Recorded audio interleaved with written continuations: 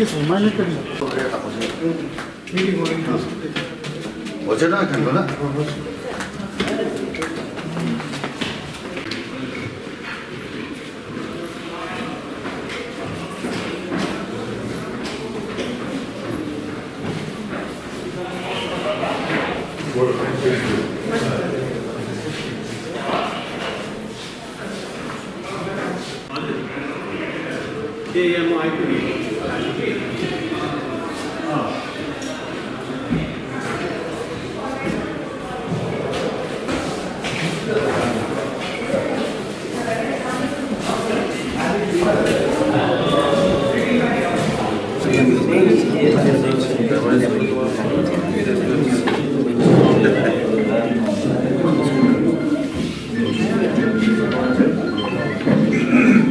आज विशेष है जुन चाहिँ यहाँ अहिले डिएम अफिसबाट हामीलाई अल पार्टी एउटा यहाँनिर मिटिङ बोलाएको थियो जिटिए चुनाव लिएर र यसमा है हामी क्रामाको पार्टीले पहिल्यै हामीले भनेको थियौँ कि जिटिए चुनावमा हामी भाग लिने छैनौँ भनेर र है यसरी नै आजको जुन यो है सभा राखिएको छ त्यो मिटिङमा चाहिँ क्रामाको पार्टी चाहिँ एटेन्ड हुँदैन भनेर हामीले त्यो जनाउनु चाहिँ डिएम साहबलाई आयौँ है साथै किन एटेन्ड हुँदैन भन्ने हामीले एउटा विस्तृत लेखेर जानकारी हामीले उहाँलाई दिएको छौँ। होइन यदि सरकारले जबरजस्ती कसै अब जब कि अब है अब जनताको इच्छाको विरुद्धमा जानु हुँदैन। हामीले अस्ति पनि है सीएमलाई 17 तारिकको दिन नै हामीले एउटा चिठी लेखेर पठाइसकेको छौँ उहाँलाई होइन। अब उहाँले गराउन सक्छ तर पनि हामी चाहिँ यसको विरुद्धमा हामी जान्छौँ र हामी भन्छौँ चुनाव जिटिए चुनाव गराउनु अहिले उचित छैन किनभने जुन किसिमले अहिले है तपाईँ केन्द्र सरकारले है एउटा पिपिएसको कुरा गरिरहेको छ है बङ्गाल सरकारले पिपिएस कुरा गरेको थियो र अहिले जुन चाहिँ पिपिएस लिएर एकपल्ट हाम्रो त्रिपक्षीय बैठक भइसकेको छ र यो लगातार गइरहेछ र एउटा है पिपिएस एउटा टुङ्गोमा पुगेर मात्र चुनाव गराउनु चाहिँ उचित हुन्छ भन्ने हाम्रो माग छ है तर है र यो जिटिएको चुनाव चाहिँ नगरिदियोस् जाओस् भन्ने नै हाम्रो पार्टीको अडान छ।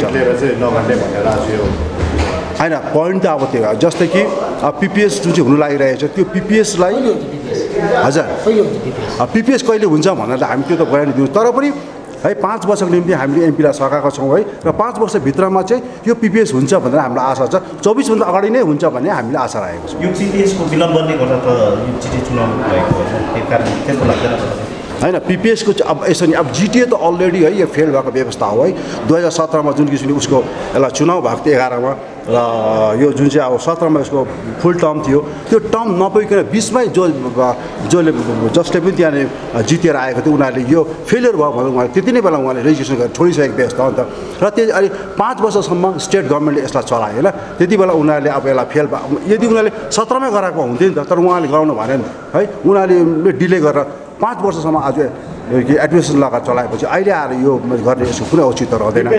परिभाषित गर्छ तपाईँले के परिभाषित गर्नुहुन्छ मतलब पिपिएसलाई के परिभाषित गर्नुहुन्छ के डेफिनेसन के हो?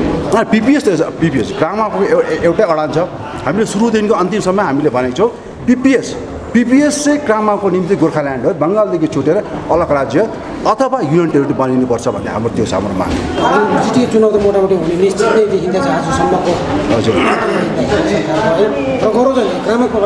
र सरकारको तयार तमर देख्दाखेरि गराउँछ भन्ने हामीले पनि बुझ्दैछौँ र त्यसरी नै हामीले गराउनु हुँदैन भनेर हाम्रो जोड छ।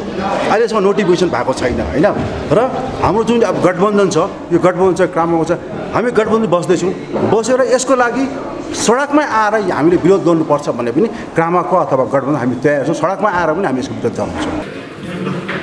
सबै त आएन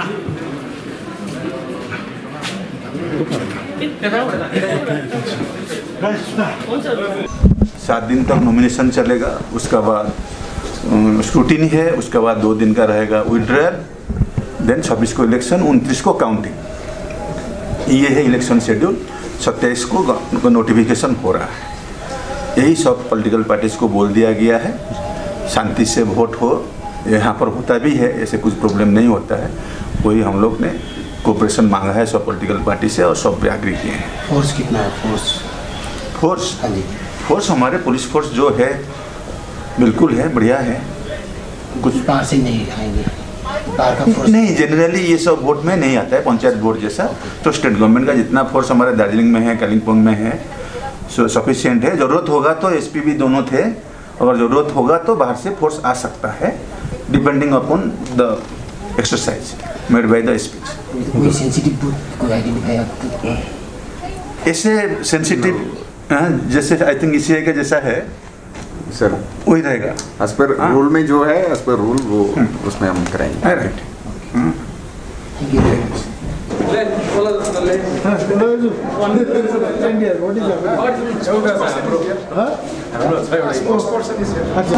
आज मिटिङ भएको थियो 18वटा पार्टीको, त्यसमा गोर्खा राष्ट्रिय कङ्ग्रेस एउटा पार्टी र यसमा चाहिँ हामीले भित्र इलेक्सनको नोटिफिकेसन निक्लेछ, यहीँ चाल पायौँ। अर्को इलेक्सनको लागि के हुन्छ भनेर भन्यो। हामीले भित्र दुईटा कुरो भन्यो। एउटा चाहिँ दार्जिलिङ डिस्ट्रिक्ट जुन चाहिँ छ as per the absorb laws area act 1954 38 अप्रिलमा, जसको कारणले बङ्गालले दार्जिलिङलाई अहिलेसम्म शासन चलाइरहेको थियो, त्यो कानुन जुन चाहिँ छ त्यो कानुन चाहिँ अहिले भर्खर 2018 मा चाहिँ रिपिल भयो, रद्द भएको कारणले गर्दा त्यो एडमिनिस्ट्रेसन चलाउने कानुन नै रद्द भएपछि बङ्गाल सरकारको कुनै प्रकारले नैतिक अधिकार रहँदैन दार्जिलिङमाथि। नैतिक अधिकार, एथिक्स अथवा एथिकल राइट्स, मोरल राइट्स कुनै रहँदैन। त्यस कारणले गर्दाखेरि यो इलेक्सन तपाईँहरूले कसरी गर्नुहुँदैछ, हामी चाहिँ यसमा सहभागी छैन। हाम्रो नोट अफ डिसेन्ट गोर्खा राष्ट्रिय कङ्ग्रेस यो इलेक्सनको जुन चाहिँ कानुनी ढङ्गमा, कन्स्टिट्युसनल संवैधानिक ढङ्गमा जुन चाहिँ कुरा छ यो गलत भएको छ। हाम्रो यसको लागि, यो इलेक्सनको लागि वी अपोज भेहेमेन्टली, डरलाग्दो प्रकारले अपोज गर्छौँ। अनि नोट अफ डिसेन्ट नोट गरिदिनुहोस्। यसको लागि हामी इलेक्सनमा लड्नेवाला पनि छैनौँ। अनि तपाईँहरूले कसरी चाहिँ इलेक्सन गराउनु हुँदैछ, तपाईँहरूको एथिक्स र मोरल राइटै छैन भनेर हामी मिटिङमा बस्यौँ अऱ्यौँ। त्यहाँ भएको डल्लै स्टाफलाई भन्यौँ, इलेक्सन रिटर्निङ अफिसरहरूलाई, अन्त हामी निक्ल्यौँ। ल तपाईँहरूलाई धेरै धन्यवाद। यति कुरा गऱ्यौँ, यति नै हामी गरियो। यो जुन चाहिँ कुरा तपाईँले भन्नुभयो, यो state election commission state election कमिसनलाई पनि हो यो, तर कानुन त सेन्ट्रलको लागु हुन्छ नि स्टेटमा पनि। त्यस कारणले गर्दाखेरि सेन्ट्रलमा नै रिपिल भएपछि स्टेटले चाहिँ कसरी गर्दैछ, त्यो चाहिँ ठुलो क्वेसन हो। यो त इलेक्सनको मिटिङ हो वास्तवमा कि यहाँ अरू कुनै कुरो पनि हुँदैन। यो त अब इलेक्सनको प्रोसेस स्टार्ट भयो from the day when the government appointed the election officer. हामीलाई लाग्छ कि त्यसले गर्दाखेरि यो नर्मल इलेक्सनको मिटिङ थियो। हामी आयौँ त र पनि आज, किनभने त्यो मिटिङको चिठीको एड्रेस चाहिँ जेनरल सेक्रेटरी र प्रेसिडेन्टलाई गरेकोले गर्दाखेरि म पनि आएँ यहाँ। अनि मेरो साथीहरू बसिरहेछ, नर्मल मिटिङ चल्दैछ। अब एक दुईजना साथीहरूको आफ्नो आफ्नो पोइन्ट्सहरू राख्यो र हाम्रो त अर्को मिटिङ भएर म निक्लिएर गएको। हाम्रो केही पनि छैन, हामी इलेक्सनमा पार्टिसिपेट गर्छौँ। पहाडको धेरै जस्तो राजनीतिक पार्टीहरूले जिटिए चुनावलाई विरोध गर्दैछ। त्यो त अस्तिदेखिकै छ। अब होइन, उहाँहरूको आफ्नो आफ्नो अब पार्टीको स्ट्यान्ड हो है। अब त्यो त उनीहरूमाथि म बोल्नु सक्दिनँ उहाँहरूको स्ट्यान्डमाथि। तर हाम्रो चाहिँ के हो भने सरकारले जब चुनाव हुन्छ भनेर निश्चित गरेपछि हामी एउटा रेस्पोन्सिबल पार्टी भएको कारणले हामी पार्टी के चाहिँ पोस्ट चाहिँ खुल्ला छैन, पोस्ट चाहिँ खुल्ला छैन। च्यानल मार्फत, सोसियल मिडियाको मार्फत, इलेक्ट्रोनिक मिडिया, सोसियल मिडिया या प्रिन्ट मिडिया मार्फत हामी गोर्खा जनमुक्ति मोर्चाको स्पष्ट रहन्छ, गोर्खा जनमुक्ति मोर्चा जिटिएको चुनावमा जाँदैन। हामीले अहिले पनि मेमोरेन्डम बुझायौँ डिभिजनल कमिसनर जलपाइगुडीलाई, जो इलेक्सन अथोरिटी हुनुहुन्छ, उहाँलाई, उहाँको माध्यमद्वारा पश्चिम बङ्गाल सरकारलाई गोर्खा जनमुक्ति मोर्चाको रिले अनसन सुरु भएको छ। आज 9औं दिन हो जिटिएको इलेक्सनको विरुद्धमा, र गोर्खा जनमुक्ति मोर्चा जिटिएको इलेक्सनमा जाँदैन। हामीले के अरे ड्राफ्ट प्रपोजल पनि हामीले डिसीलाई दिएको छौँ। जुन अब जिटिएको जुन 2011 को जुन सम्झौता थियो, जुन बाचाहरू थियो, त्यो बाचाहरू एक्टमा, कानुनमा परिणत हुँदाखेरि हामीलाई धेरै धोका भएको छ। जहाँ चाहिँ 396वटा मौजा तराई डुवर्सको अन्तर्भुक्त भएन, सबैभन्दा ठुलो धोका तराई र डुवर्स भएको छ। अनि गोर्खा जनमुक्ति मोर्चा र गोर्खा जातिलाई नै भएको छ। र यस्तो खालको फ्यातुलो असंवैधानिक जिटिएको चुनावमा हामी जाँदैनौँ, किनभने 2017मा नै गोर्खा जनमुक्ति मोर्चाले जिटिएलाई जराएर खरानी बनाएको हो। र हामी चाहन्छौँ जिटिएको इलेक्सनमा नजानेहरूलाई हामी आह्वान गर्छौँ, निवेदन गर्छौँ कि हामी एउटा मञ्च तयार पारेर जिटिए इलेक्सनको जोरदार घोर विरोध गरौँ ताकि जिटिए इलेक्सनलाई हामी रोक्न सकौँ। किनभने जिटिएको चुनावले जिटिएले न हाम्रो पहाड तराई डुवर्सको तराई र डुवर्स त अन्तर्भुक्त छैन, पहाडको पनि जनआकाङ्क्षा र यसले राष्ट्रिय चिनारीको मुद्दा बोक्दैन र हामी चाहन्छौँ जिटिएको इलेक्सनमा जो जान्छ उनीहरू सायदै नै गोर्खाल्यान्डको विरोधी दलहरू नि जानेछ।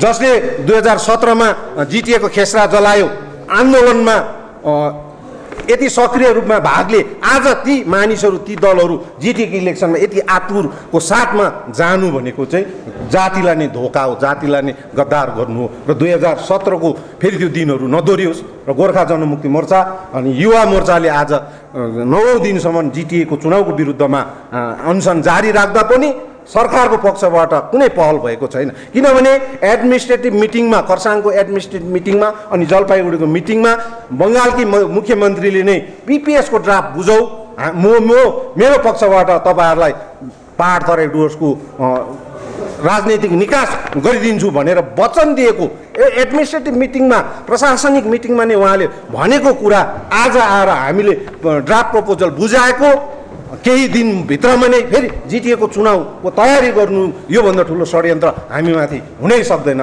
र हामी चाहन्छौँ सम्पूर्णलाई जति पनि जिटिएको चुनाव चाहँदैन, जिटिएले हाम्रो जनआकाङ्क्षा पुरा गर्दैन, हाम्रो राष्ट्रिय चिनारीको मुद्दालाई बोक्न सक्दैन, हाम्रो समस्याको निकास गर्न सक्दैन भन्ने जसलाई भान छ, जसलाई त्यो कुरोमा विश्वस्त छ उनीहरू पनि अघि आएर जिटिएको चुनावको विरोध गर्नुपर्छ। गोर्खा जनमुक्ति मोर्चा कतै पनि जिटिएको इलेक्सनमा जाँदैन। यो चाहिँ तपाईँहरूबाट यस्तो समस्यामूलक व्यवस्था रहेछ है, बाह्रमा स्वीकार गर्नुको कारण चाहिँ के थियो? हजुर, बाह्रमा किन स्वीकार गर्नु?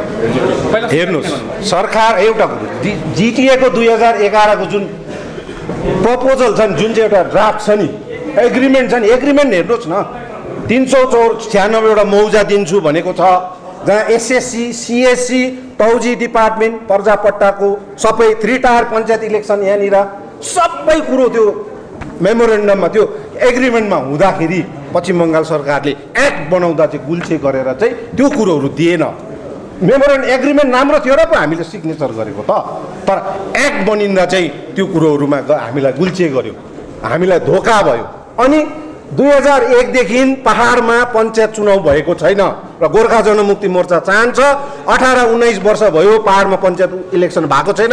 पश्चिम बङ्गाल सरकारले हाइकोर्टमा एफिडेभिट भरि बुझाएको छ कि 2 टायर पञ्चायत इलेक्सन हामी गर्छौँ भनेर उहाँहरूले बुझाएको 2020 मा बुझाएको हुँदा पनि आजसम्म पञ्चायत इलेक्सन हुन सकेको छैन, चाहेको छैन सरकारले गर्न। र हामी चाहन्छौँ पञ्चायत इलेक्सन होस् अनि नगरपालिकाको पनि म्याद सकियो, कालिम्पोङ खरसाङ र मिरिकको त्यहाँ नगरपालिकाको चुनाव पनि गराओस्, हामीलाई केही भन्न छैन। तर जिटिएको चुनावको चाहिँ हामी डटेर नै विरोध गर्छौँ।